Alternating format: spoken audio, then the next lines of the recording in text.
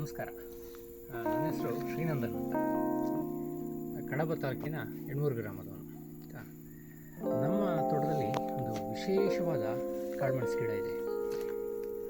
ಅದೇನೆಂದರೆ ವರ್ಷದ 365 ದಿವಸವೂ ಕಾಳುಮೆಣಸು ನಮಗೆ ಸಿಗ್ತಾ ಇರುತ್ತೆ.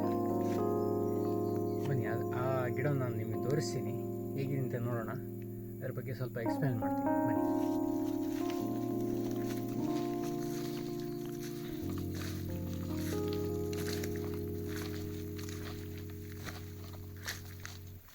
ನೋಡಿ, ಅದೇ ಈ ಗಿಡ ಸರ್ವ ಋತು ಅಂತ ನಾವು ಈ ಗಿಡಕ್ಕೆ ಹೆಸರಿಟ್ಟಿದ್ದೇವೆ. ಅಂದರೆ ಪ್ರತಿ ಕಾಲದಲ್ಲಿಯೂ ಒಳ್ಳೆ ಮೆಣಸಾಗ್ತಾ ಇರುತ್ತೆ. ನೋಡಿ, ಇದೆಲ್ಲ ಈಗ ಈ ಜೂನ್ ನಂತರ ಬಿಟ್ಟ ಗಿಡಗಳಿದೆ. ಅಂದರೆ 365 ದಿವಸವೂ ಇದರಲ್ಲಿ ಹೂ ಬರ್ತಾ ಇರ್ತದೆ. ಇನ್ನೊಂದು ತೋರಿಸ್ತೀನಿ. ಇಲ್ಲಿ ನೋಡಿ, ಇದು ಮೊದಲೇ ಬಿಟ್ಟದ್ದು, ಬೇಸಿಗೆಯ ಅಂದಾಜಿಗೆ ಮೊದಲೇ ಬಿಟ್ಟದ್ದು. ಆಲ್ರೆಡಿ ಒಂದು ಇದು ಬೆಳೆದಾಗಿದೆ, ಹಣ್ಣಿದೆ ನೋಡಿ.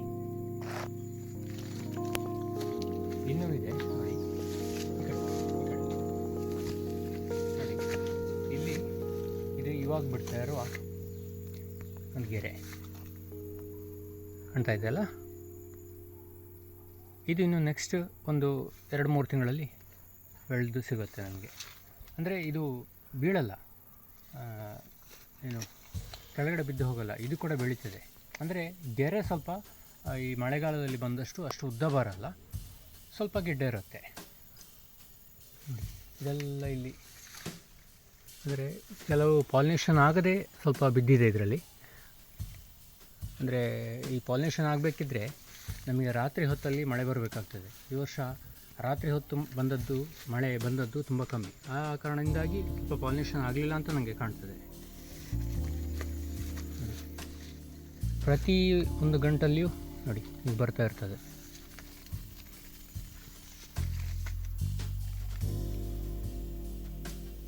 ಸಾಮಾನ್ಯ ವರ್ಷಕ್ಕೆ ನನಗೆ ಇದರಲ್ಲಿ ಒಂದು 5-6 kg ಕಾಳುಮೆಣಸು ಸಿಕ್ಕಿರ್ಬೋದು. ಈಗ ಕಳೆದ ವರ್ಷ ನಾನು ಒಂದೇ ಸಲಕ್ಕೆ ಕೊಯ್ದದ್ದು, ಮತ್ತೆ ಕೊಯ್ಲಿಕ್ಕೆ ಆಗಲಿಲ್ಲ, ಕೆಲವೊಂದು ಸಮಸ್ಯೆಗಳನ್ನು ಕೊಯ್ಲಿಕ್ಕೆ ಆಗಲಿಲ್ಲ. ಹಾಗೆ ಒಂದು ಸಲ ಕೊಯ್ದಾಗ ನನಗೆ ಒಂದು 6-7 kg ಸಿಕ್ತು. ಮೇಲೆ ಅವರಿಗೆ ಒಂದು 15 ಫೀಟ್ ಇದೆ. ಇದು ನಾನೇ 6 ಫೀಟ್ ಇದ್ದೀನಿ, ಮತ್ತು 15 ಫೀಟ್ ಇರ್ಬೋದು ಹೀಟೆ. ಪ್ರತಿಯೊಂದು ಗಂಟೆಯಲ್ಲಿ ನೋಡಿ ಹೇಗಿದೆ.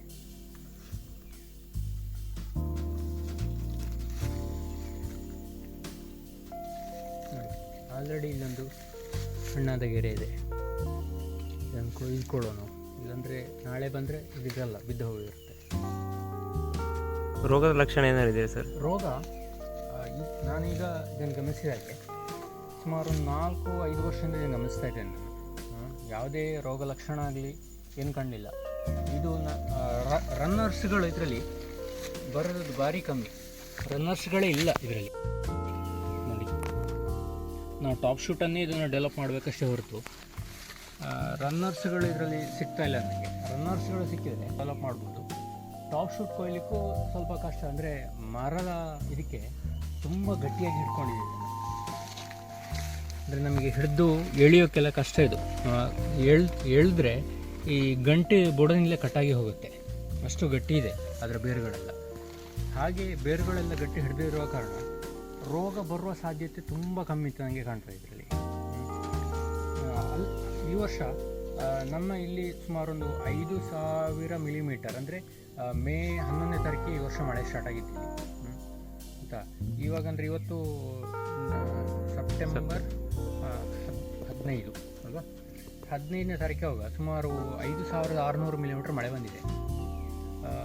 ಈಗ 2021, 22, 23, 24ರಲ್ಲಿ 23ರಿಗೆ ಹೋಲಿಸಿದರೆ ಈ ವರ್ಷ ಹೈಯೆಸ್ಟ್ ಮಳೆ ಬಂದದ್ದು ನಮ್ಮ ಇಲ್ಲಿಗ. ಇಷ್ಟು ಮಳೆ ಬಂದರೂ ಕೂಡ ರೋಗ ಬಂದಿಲ್ಲ. ಅಂದರೆ ಹೀಗೆ ಎಲೆ ಬಿದ್ದಿದೆ ಹೊರತು, ರೋಗದ ಲಕ್ಷಣಗಳು ಬಂದಿದೆ ಹೊರತು ಕೂಡಲೇ ಏನು ರೆಸಿಸ್ಟೆನ್ಸ್ ಪವರ್ ಇದೆ, ಇದಕ್ಕೆ ಕೂಡಲೇ ಕಂಟ್ರೋಲ್ ಆಗಿದೆ, ರೆಸಿಸ್ಟೆನ್ಸ್ ಪವರ್ ಇದೆ. ಔಷಧಿ ಏನೋ ಬಿಟ್ಟಿದ್ದೀರಾ ಸರ್? ಔಷಧಿ ನಾನು ಇಲ್ಲಿ ಅಡಿಕೆ ಗಿಡಗಳಿಗೆ ಬೋರ್ಡೋ ಸ್ಪ್ರೇ ಮಾಡಿದ್ದೇನೆ. ಸ್ವಲ್ಪ ಒಂದು ಹೊಸ ಅಡಿಕೆ ತೋಟ ಇದು. ಒಂದು 10-20 ಗಿಡದಲ್ಲಿ ಸಿಂಗಾರ ಬಂದಿತ್ತು. ಆವಾಗ ನಾನು ಸ್ವಲ್ಪ ಬೋರ್ಡೋ ಸ್ಪ್ರೇ ಕೊಟ್ಟು ಈಗ ಕೂಡ ಕೊಟ್ಕೊಂಡೆ. ಈ ವರ್ಷ ಮಾತ್ರ, ಕಳೆದ ವರ್ಷ ಕೊಟ್ಟಿಲ್ಲ, ಅದೇ ಮೊದಲನೇ ವರ್ಷ ಕೊಟ್ಟಿಲ್ಲ. 2022ರಲ್ಲಿ ಕೂಡ ನಮಗೆ ಈ ಟೈಮಿಗೆ ಒಳ್ಳೆ ಮಳೆ ಬಂದಿತ್ತು. ಅವಾಗ ಕೂಡ ನಾನು ಕೊಟ್ಟಿರಲಿಲ್ಲ. ಅಂದರೆ ನಾವು ಈ ಜಾಗವನ್ನು ಪರ್ಚೇಸ್ ಮಾಡಿ ಒಂದು 30-35 ವರ್ಷ ಆಯಿತು. ಅವಾಗಿಂದಲೇ ಇದೆ. ಅಂದರೆ ಆವಾಗ ಇಲ್ಲೆಲ್ಲ ಸ್ವಲ್ಪ ಕಾಡೆಲ್ಲ ಇತ್ತು. ನಾವು ಈ ಕಡೆ ಕಾಡು ಸೈಡ್ ಬಂದಾಗ ಕಾಳು ಮೆಣಸು ಇದ್ದನ್ನು ಕೊಯ್ಕೊಂಡು ಹೋಗ್ತಿದ್ವಿ ಅಷ್ಟೇ. ಯಾವಾಗ ಇಲ್ಲಿ ನಾನು ಅಡಿಕೆ ಗಿಡ ಹಾಕಿದೆ ಆವಾಗ ಈ ಗಿಡವನ್ನು ಉಳಿಸ್ಕೊಂಡೆ ನಾನು. ಸುಮ್ಮನೆ ಇರಲಿ, ಒಂದು ಚೆನ್ನಾಗಿದೆ ಗಿಡ. ಹಾಗೆ ಉಳಿಸ್ಕೊಂಡ ಕಾರಣ ನನಗೆ ಇದನ್ನು ಸ್ವಲ್ಪ ಅಬ್ಸರ್ವೇಷನ್ ಮಾಡಲಿಕ್ಕಾಯ್ತು. ಅಬ್ಸರ್ವೇಷನ್ ಮಾಡಿದ ಕಾರಣ ಈ ಗಿಡದಲ್ಲಿ ಸ್ವಲ್ಪ ರೆಸಿಸ್ಟೆನ್ಸ್ ಪವರ್ ಇದೆ, ರೋಗ ಕಡಿಮೆ, ಆಮೇಲೆ ಈಲ್ಡ್ ಜಾಸ್ತಿ ಅಂತ ನಂಗೆ ಗೊತ್ತಾಯಿತು. ಇದು ಯಾವ ವೆರೈಟಿ ಅಂತ ನಂಗೆ ಗೊತ್ತಿಲ್ಲ. ಅಂದರೆ ಹೇಳೋದಕ್ಕೆ ಸ್ಪೆಸಿಫಿಕ್ ಆಗಿ ಯಾವುದಂತ ಐಡೆಂಟಿಫೈ ಆಗಲಿಲ್ಲ. ನಾನು ಇದಕ್ಕೆ ಅಂದರೆ ನನ್ನ ತಂದೆಯವರು ಇಟ್ಟ ಹೆಸರು ಸರ್ವಋತು ಅಂತ ಹೆಸರಿಟ್ಟಿದ್ದಾರೆ. ಸರ್ವಋತು ಯಾಕೆ ಅಂತ ಹೇಳಿದರೆ 365 ದಿವಸವೂ ಇದರಲ್ಲಿ ಕಾಳುಮೆಣಸು ಸಿಗ್ತಾ ಇರುತ್ತೆ. ಫರ್ಟಿಲೈಸರ್ ಏನೋ ಸ್ಪೆಸಿಫಿಕ್ ಆಗಿ ಕೊಟ್ಟಿದ್ದೀರಾ? ಫರ್ಟಿಲೈಸರ್ ನಾನು ಯಾವುದು ಸ್ಪೆಸಿಫಿಕ್ ಆಗಿ ಕೊಟ್ಟಲಿಲ್ಲ. ಅಂದರೆ ಫರ್ಟಿಲೈಸರ್ ಕೊಟ್ಟರೆ ನನಗೆ ರಾಸಾಯನಿಕ ಕೊಟ್ಟರೆ ಒಂದೇನು ಅಂತ ಹೇಳಿದರೆ ಎಲ್ಲರೂ ಅದಕ್ಕೆ ಬೇರೆಗೆ ಏನಾದರೂ ಪೆಟ್ಟಾಗಿ ಗಿಡ ಸತ್ತು ಹೋದರೆ ಅಂತ ಒಂದು ನನಗೆ ಹೆದರಿಕೆ. ನನ್ನ ಹತ್ರ ಇರೋದು ಇವಾಗ ಮೇಯ್ನ್ ಮದರ್ ಪ್ಲ್ಯಾಂಟ್ ಇದೆ ಇರೋದು. ಇದನ್ನು ಡೆವಲಪ್ ಮಾಡ್ತಾಯಿದ್ದೀನಿ. ಒಂದು 10-20 ಗಿಡ ಮಾಡಿದ್ದೀನಿ ಈಗ ಟೋಟಲ್ ನೆಟ್ಟಿದ್ದೀನಿ. ಟಾಪ್ ಶೂಟ್ ಏನೋ ಸರ್? ಟಾಪ್ ಶೂಟೇ ನೆಟ್ಟಿದ್ದು ಸರ್. ಟಾಪ್ ಶೂಟ್ ಬೇಗ ಈಲ್ಡ್ ಬರುತ್ತೆ ಅಂತ ಹೇಳ್ತಾರೆ. ಈಲ್ಡ್ ಬಂದಿದೆ? ಈಲ್ಡ್ ಈಗ ನನಗೆ ಈಗ ಕಳೆದ ಜೂನ್ ಮೇಯಲ್ಲಿ ನಾನು ಕಸಿ ಕಟ್ಟಿ ನಾನು ಮಾಡಿದ್ದು. ಹೀಗೆ ಇಪಿಲ್ ಗಿಡಕ್ಕೆ ಕಸಿ ಕಟ್ ಮಾಡಿದ್ದು. ಅದರಲ್ಲಿ ಈ ವರ್ಷ ಗೆರೆ ಬಂದಿತ್ತು. ನನಗೆ ಅದನ್ನು ಉಳಿಸ್ಕೊಳ್ಳೋಕ್ಕೆ ಆಗಲಿಲ್ಲ. ಒಂದು 4-5 ಗೆರೆ ಬಂದಿತ್ತು, ಉಳಿಸ್ಕೊಳ್ಳೋಕ್ಕೆ ಆಗಲಿಲ್ಲ. ಅದನ್ನು ಏನು ಮಳೆ ಜಾಸ್ತಿಯಿಂದಾಗಿ ಅಥವಾ ಬೇರೆ ಏನಾದರೂ ಸಮಸ್ಯೆಯಿಂದ ಬಿದ್ದಿರ್ಬೋದು. ಅದು ಬಿಸಿಲಿನ ಶಾಖಕ್ಕೆ ಶಾಖ ಏನಂತ ಗೊತ್ತಿಲ್ಲ, ಅದು ಯಾವುದಂತ ಗೊತ್ತಾಗಲಿಲ್ಲ. ಅಲ್ಲಿ ಆ ಗಿಡವನ್ನು ನಿಮಗೆ ತೋರಿಸ್ತೀನಿ, ಬಂದು ಹೋಗೋಣ, ಅಲ್ಲಿ ತೋರಿಸ್ತೀನಿ.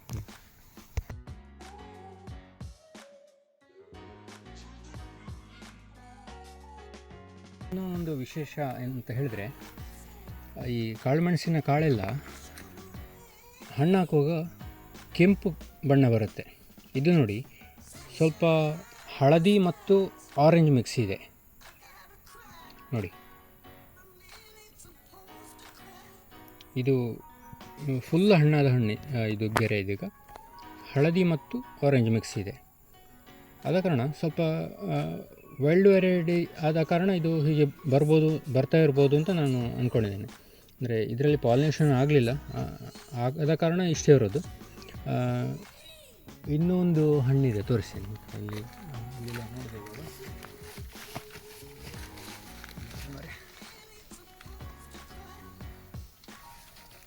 ಇದರಲ್ಲಿ ಫುಲ್ ಇದೆ. ಇದಕ್ಕೂ ಇರೋ ವ್ಯತ್ಯಾಸ ನೋಡಿ, ಕಾಣ್ತಾ ಇದೆಯಲ್ಲ ನೋಡಿ. ಇದರಲ್ಲಿ ಫುಲ್ ಇದೆ. ಕಾಳುಗಳು ಕೂಡ ಹಾಗೆ ತುಂಬ ದೊಡ್ಡದಿದೆ, ಬರೀ ಸಣ್ಣ ಕಾಳಲ್ಲ ಇದು. ಇದನ್ನು ಕೂಡ ಕೊಯ್ದುಕೊಳ್ಳುವ, ನಾಳೆ ಬಂದರೆ ಸಿಗೋದಿಲ್ಲ. ಇನ್ನೊಂದು ವಿಶೇಷ ಏನಂತ ಹೇಳಿದರೆ, ಇದು ತುಂಬ ಕೊಯ್ಲಿಕ್ಕೆ ತುಂಬ ಕಷ್ಟ. ಅಂದರೆ ತುಂಬ ಹಾರ್ಡ್ ಇದೆ. ಹೀಗೆ ಪಣಿಯೂರಲ್ಲಾದರೆ ಹೀಗೆ ಎಳೆದ ಕೊಳ್ಳೆ ಬರುತ್ತೆ.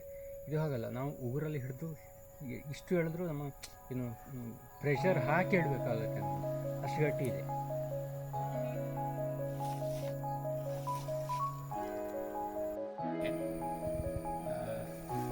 ಸರ್ವಋತು ಗಿಡದ ಕಾಳುಮೆಣಸು ಗಿಡದ ಕಸಿ ಕಟ್ಟಿದ ಗಿಡ, ಅಂದರೆ ಇಪ್ಪಿಲಿಗೆ ಕಟ್ಟಿದ ಗಿಡ ನಾನು ಇಲ್ಲಿ ಡೆವಲಪ್ ಮಾಡ್ತಾ ಇದ್ದೀನಿ. ಈಗ ಮೊನ್ನೆ ಮೇ ಎಂಡಿಗೆ ಕಟ್ಟಿದ ಗಿಡ ಇದೆ. ಆಲ್ರೆಡಿ ನೋಡಿ, ಇಲ್ಲಿ ಒಂದು ಗೆರೆ ಬಂದಿದೆ. ಟಾಪ್ ಶೂಟ್ ಮಾಡಿದ ಕಾರಣ ಇಳ್ಳು ಬೇಗ ಬರ್ತಾ ಇದೆ. ಈಗ ಮೊನ್ನೆ ಇನ್ನೊಂದು ಗೆರೆ ಇತ್ತು, ಅದು ಏನೋ ಬಿದ್ದು ಹೋಗಿದೆ ಅಂತ ಕಾಣಬೇಕು. ಅದರಲ್ಲಿ ಕಾಳು ಕಟ್ಟಲಿಕ್ಕೆ ರೆಡಿ ಆಗಿತ್ತು. ಗಾಳಿಗೆ ಅಥವಾ ಏನಾದರೂ ಕೀಟ ಬಂದು ಕಟ್ ಮಾಡಿರಬೇಕು ಅಂತ ಕಾಣ್ತದೆ. ಎಷ್ಟಾಯ್ತು ಸರ್ ದಿನ ಅದಕ್ಕೆ? ಈ ಗಿಡಕ್ಕ ಒಂದು ವರ್ಷ ಆಗಲಿಲ್ಲ. ಈಗ ಅಂದರೆ ಮೊನ್ನೆ ಮೇ ಎಂಡಿಗೆ ನಾನು ಇದನ್ನು ಕಸಿ ಕಟ್ಟಿದ್ದು. ಇವಾಗ May, June, July, August, September 4 ತಿಂಗಳಾಯ್ತು ಅಷ್ಟೇ. 4 ತಿಂಗಳಲ್ಲಿ ಸುಮಾರು ಒಂದು 3 ಫೀಟ್ ಹೈಟ್ ಬಂದಿದೆ. ಈಗ ಇನ್ನೂ ಕೂಡ ಇದು ಮೇಲೆ ಹೋಗ್ತಾ ಇದೆ, ಚಿಗುರುಗಳು ಇಲ್ಲಿ ಬರ್ತಾ ಇದೆ ನೋಡಿ. ಇದರ ಬೇರು ಹೇಗೆ ಹಿಡ್ಕೊಂಡಿದೆ ನೋಡಿ. ಈ ಪಣಿಯೂರು ವೆರೈಟಿಯಲ್ಲ ಇಷ್ಟು ಗಟ್ಟಿಯಾಗಿ ಹಿಡ್ಕೊಳ್ಳಲ್ಲ ನೋಡಿ. ಇದು ಇಷ್ಟು ಗಟ್ಟಿಯಾಗಿ ಇಳ್ತಿದೆ ನಾನು ನೋಡಿ, ಬರಲ್ಲ. ಇದಾಯಿತು. ಇನ್ನೊಂದು ಗಿಡ ಇಲ್ಲಿದೆ.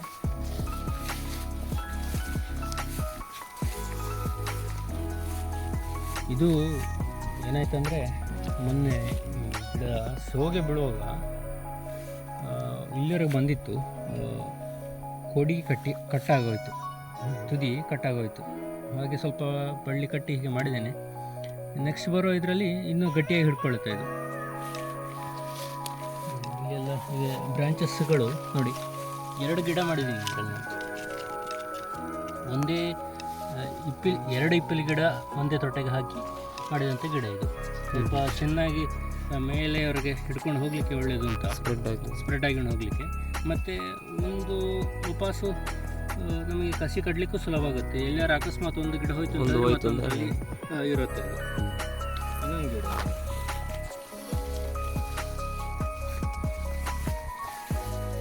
ಇವಾಗ ಇದಕ್ಕೆ ಡೊಲೊಮೈಟ್ ಎಲ್ಲ ಕುಮ್ಮಯ ಡೊಲೊಮೈಟ್ ಇದೆಲ್ಲ ಇದೆಲ್ಲ ಮಣ್ಣಿನ ಪೇಸ್ಟ್ ಸರಿ ಮಾಡೋಕ್ಕೆ ಅದೆಲ್ಲ ಹಾಕಿದ್ದೀನಿ. ಹಾಗೆ ಅಡಿಕೆಗೆ ಇಲ್ಲಿ ಬೋರ್ಡ ಬಿಡ್ತಾ ಇದಕ್ಕೆ ಕೂಡ ಬೋರ್ಡ ಬಿಟ್ಕೊಂಡಿದ್ದೀನಿ ನಾನು. ಯಾರು ಪ್ರಿಕಾಷನ್ ಆಗಿ ಬಿಟ್ಕೊಂಡಿದ್ದು ನಾನು ನೋಡಿ. ಇದರಲ್ಲಿ ಒಂದೇ ಗಿಡ, ಒಂದೇ ಬುಡ ಇರೋದು. ಇದು ಇಪಿಲಿ ಇಲ್ಲಿ ಕಸಿ ಕಟ್ಟಿದ ಭಾಗ ಇಲ್ಲಿದೆ ನೋಡಿ.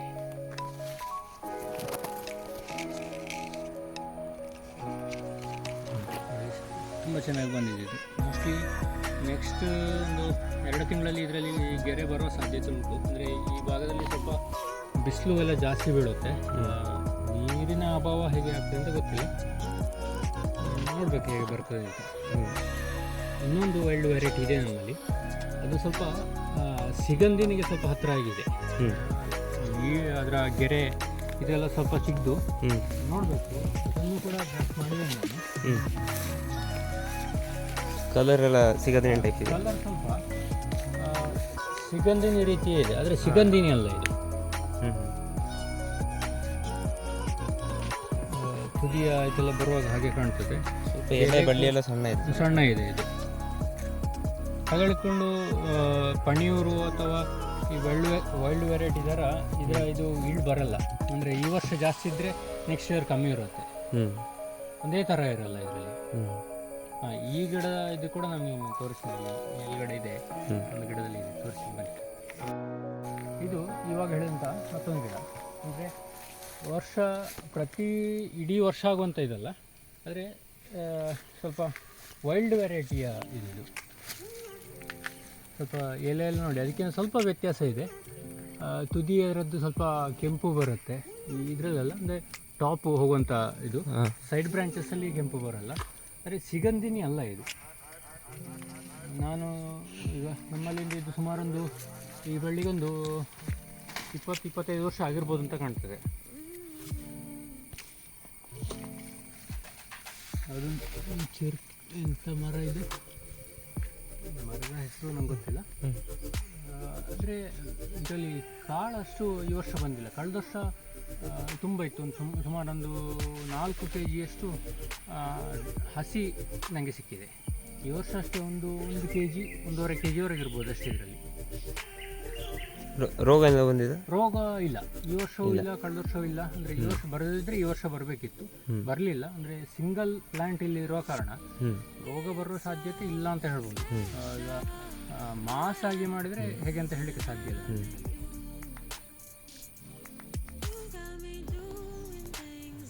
ಅವಾಗ ಹೇಳಿದಾಗೆ ಸರೋವೃತ ಗಿಡದ ಟಾಪ್ ಶೂಟ್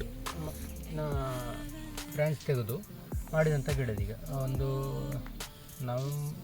ಯಾವಾಗ ಮೇಯಲ್ಲಿ ನಾನು ಇದನ್ನು ತೊಟ್ಟೆಗೆ ಹಾಕಿದ್ದೆ. ಇವಾಗ ಒಂದು 1-2-3 ಗಂಟೆ ಬಂದಿದೆ ಅಷ್ಟೇ. ನಾನು ಸ್ವಲ್ಪ ಬೇಗ ನೆಟ್ಟಿದ್ದನ್ನು, ಅಲ್ಲಿ ಹೇಗೆ ಬರ್ತದೆ ಅಂತ ನೋಡಲಿಕ್ಕೆ ನೆಟ್ಟಿದ್ದು. ಒಂದು 2-3 ಗಿಡ ಮಾಡಿದ್ದೇನೆ ಟಾಪ್ ಶೂಟ್ ನೆಟ್ಟು.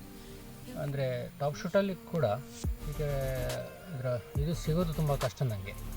ಅಂದರೆ ಪ್ರತಿಯೊಂದು ಬ್ರಾಂಚಸ್ಸಲ್ಲಿ ಕೂಡ ನಮಗೆ ಕಾಳು ಮೆಣಸು ಇರೋ ಕಾರಣ ಅದನ್ನು ತೆಗಲಿಕ್ಕೆ ಮನಸ್ಸು ಬರೋಲ್ಲ. ಟಾಪ್ ಶೂಟಲ್ಲಿ ಫಸಲು ಹೋಗುತ್ತೆ ಅಂತ, ಫಸಲು ಸಿಗೋದಿಲ್ಲ ಅಂತ. ಹಾಗೆ ಮೊನ್ನೆ ಒಂದು ಬಳ್ಳಿಯನ್ನು ಹಾಗೆ ತೆಗಿಲಿಕ್ಕೆ ಹೋಗಿ ಸುಮಾರು ಒಂದಿಷ್ಟು ಕಾಳುಮೆಣಸು ಸಿಕ್ತು ಅದರಲ್ಲಿ. ತುಂಬ ನಷ್ಟ ಆಯಿತು ನನಗೆ ಅದರಿಂದ.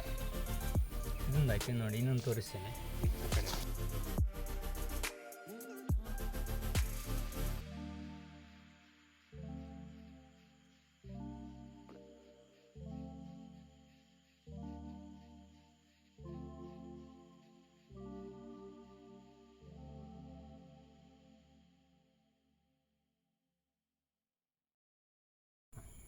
ಇದು ಕಳೆದ ವರ್ಷ ನೆಟ್ಟ ಗಿಡ.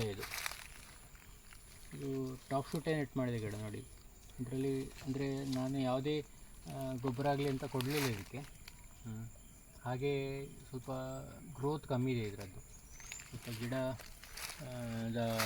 ಎಲೆಯೆಲ್ಲ ಸ್ವಲ್ಪ ಯಾವುದೋ ಕೊರತೆಯ ಲಕ್ಷಣ ಕಾಣ್ತಾ ಇದೆ. ಸೈಂಟಿಸ್ಟ್ಗಳು ಹೇಳಬೇಕಷ್ಟೇ ಏನು ಅಂತ ಇದನ್ನು. ಇದು ಈಗ ಮೊನ್ನೆ ಬಿಟ್ಟಂಥ ಗೆರೆ. ಇದು ಸ್ವಲ್ಪ ಪೋಷಕಾಂಶದ ಕೊರತೆ ಅಂತ ಕಾಣಬೇಕು, ಇನ್ನೂ ಗ್ರೋತ್ ಆಗಿಲ್ಲ. ಹಾಗೆ ಹೇಳ್ಕೊಂಡು ಗಟ್ಟಿ ಇದೆ, ಇನ್ನು ಕೂಡ ಬೀಳೋ ಲಕ್ಷಣ ಇಲ್ಲ. ಇದು ಬುಡದಲ್ಲಿ ಒಂದು 2ನೇ ಬ್ರ್ಯಾಂಚ್ ಬಂದು ಇಲ್ಲಿ ಇದಕ್ಕೆ ಮರಕ್ಕೆ ಹಿಡ್ಕೊಂಡಿದೆ, ಅಡಿಕೆ ಗಿಡಕ್ಕೆ ನೋಡಿ. ನೋಡಿ ಇದೆಲ್ಲ ಎಷ್ಟು ಗಟ್ಟಿ ಇದೆ ನೋಡಿ. ಜಾಸ್ತಿ ನಮಗೆ ಪ್ರೆಷರ್ ಹಾಕಿ ಎಳೆಯುವಾಗೂ ಇಲ್ಲ, ಇದು ತುಂಬ ಗಟ್ಟಿಯಾಗಿ ಹಿಡ್ಕೊಳ್ಳುತ್ತೆ.